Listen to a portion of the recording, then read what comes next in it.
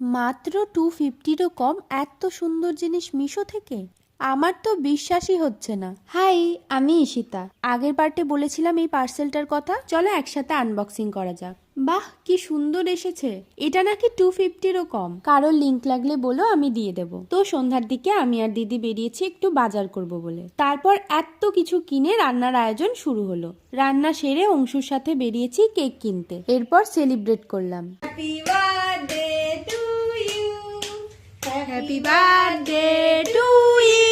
চেষ্টা করেছি বাবার জন্মদিনটাকে একটু স্পেশাল করার। আচ্ছা, তোমরা কিভাবে সেলিব্রেট করো? যাই হোক, এবার সবাই একসাথে খেতে বসলাম। মেনু ছিল আলুর দম, ফ্রাইড রাইস আর চিলি সোয়া। আর পায়েসটা তো মাস্ট। এবার গিফটের পালা। প্রত্যেকবার আমি কিছু না কিছু গিফট দিই। এবার এই রুমালটা বানিয়েছি। কেমন হয়েছে জানিও। যেটা আমি বানিয়েছি।